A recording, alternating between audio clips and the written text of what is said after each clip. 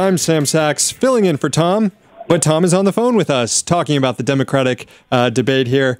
Thom, one of the big moments, the most viral moment perhaps of the debate last night was Bernie Sanders rushing to the defense of Hillary Clinton over this email scandal. Let's hear what he had to say. Let me say something that may not be great politics, but I think the Secretary is right. And that is that the American people are sick and tired of hearing about your damn emails. Thank you. Me too. Me too. Of course, Bernie knows that was that was good politics, and he knew it was good politics, saying that. Your takeaway from that moment, Thom? I don't know.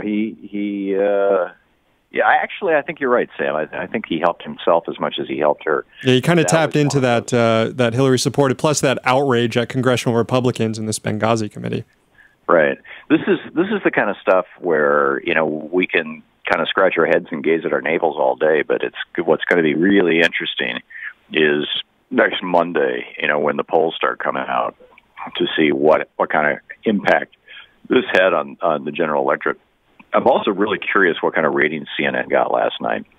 I'm guessing that it was probably a lot, not just because of the Trump factor, but also because of how buried these debates were. Mm-hmm. That it was probably much lower than in the Republican debates. I know at the the marina where I live, there's a little clubhouse with a TV on it, and the people there seemed more interested in watching the apparently one of the baseball games last night was a playoff game, a big deal game. Yeah. And I know the Cubs game ended right before the debate, so Cubbies fans don't have an excuse as to why they missed the debate on that one. Okay. But Shane was talking right before the show that early numbers indicate that more people tuned into this debate than the last Democratic debate 4 years ago. That's good. And that we're looking at probably more than 10 million viewers. So yeah, that's not bad. I think the Republicans got 20 million, but hey, they have Trump on their side. So, but yeah, well, and they had 3 debates. And if the Democrats had 3 debates, we would have had 30 million impressions, even if we didn't increase viewership. And I think that the Republican debates increased viewership over time as time went along, because people. And the other thing that the Democrats didn't do, Hillary did it a couple of times, and Martin O'Malley did it once, and I think maybe Bernie did it once. But the Republicans would literally do it in every answer, is figure out a way to turn the questioner into an indictment of the opposite party's behavior. Mm-hmm. And Democrats are so damn polite. Indeed. Let's take a phone call here. Tim from Chicago, Illinois. You had a comment on Bernie's message on the banks and climate change. Yes, I think economics trumps everything. According to Maslow's hierarchy of needs, you can't be free without being. You cannot be free if you're always hungry. And basically, when you look at the post-debate analysis, there's nothing on any of that. Yeah. Mm-hmm. Yep. Yeah, that's an excellent point. That was that was the point that FDR made in 1936, July 27, 1936, in Philadelphia, when he made his famous speech accepting his second nomination for president. And he said, an old English judge once said, a necessitous man is not a free man. And he laid out the core principle of not only the New Deal, but of democratic socialism, which is that when capitalism fails, the government is the employer of last resort. And, because FDR believed that the best welfare program is a job, a good job. And I'm disappointed isn't the right word, but it's unfortunate that Bernie didn't make that point more vigorously. Right, that would have been a perfect time when he's recalibrate his democratic socialism speech. Right, that would have been a perfect time when he's being pressed on democratic socialism to point to FDR. But what Bernie kept doing, and this is kind of going off what a caller said earlier in the show, that he didn't mention I or me.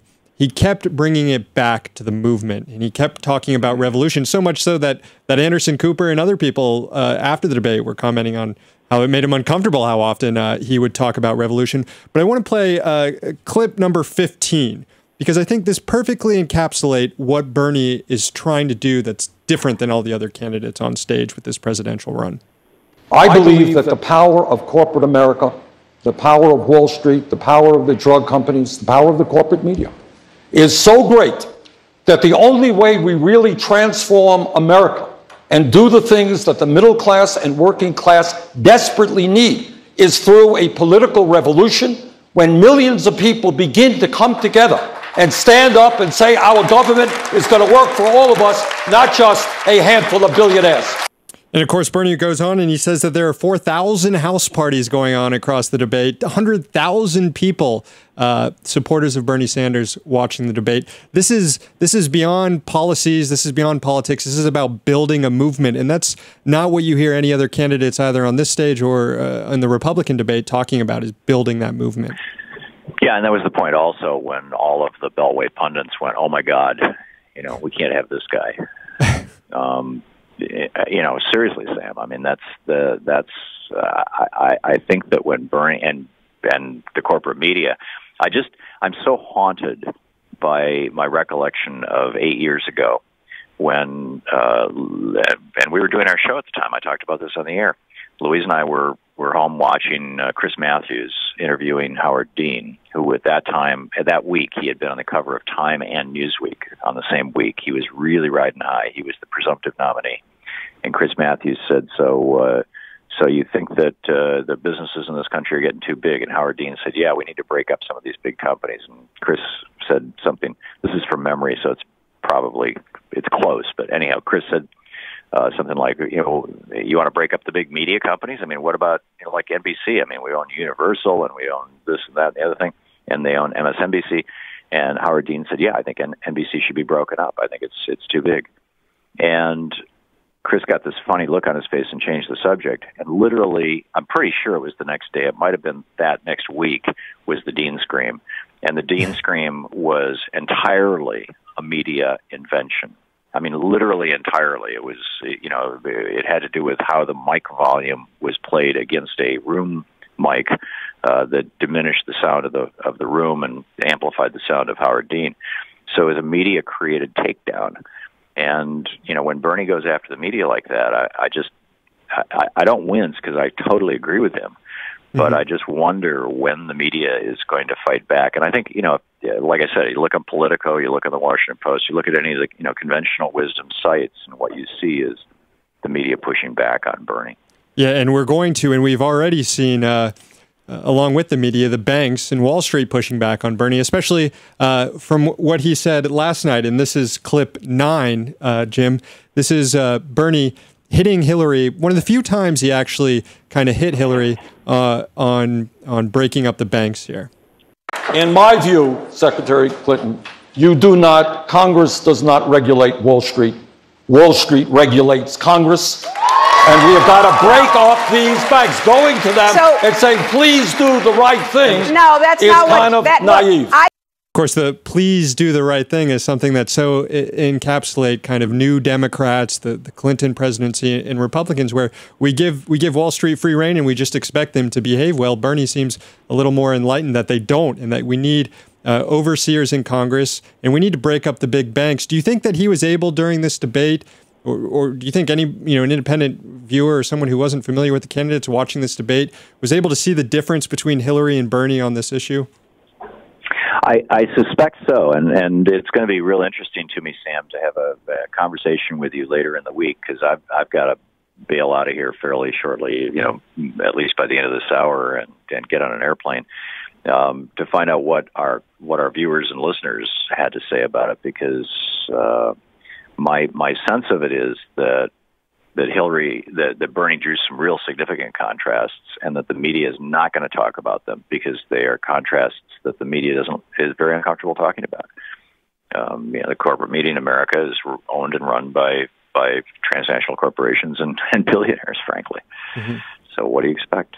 Another point of contrast was on the issue of foreign policy here, and I expected some of the candidates, and of course, again, Hillary Clinton did very well in this debate at disarming a lot of her opponents, and she did well in the weeks leading up to this debate, coming out against TPP, coming out of Keystone to kind of take a lot of those attacks off the table. But I figured she would probably have some difficulty kind of defending her hawkish record. Remember, she was the biggest proponent of going in and using military force in Libya, and now look at Libya. It's a complete mess. And Libya was briefly mentioned in the debate, and she had she kind of said, no troops were on the ground. She didn't mention that there were U.S. bombs on the ground destabilizing the government there, though.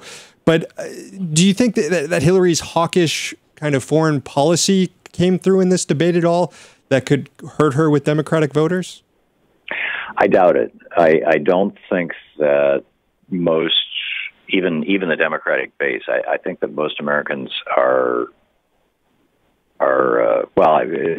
frankly, we're war weary. I mean, we're war fatigued, so that might hurt her a little bit. But I think that most people are sufficiently uninformed that they frankly couldn't tell you what happened in Libya.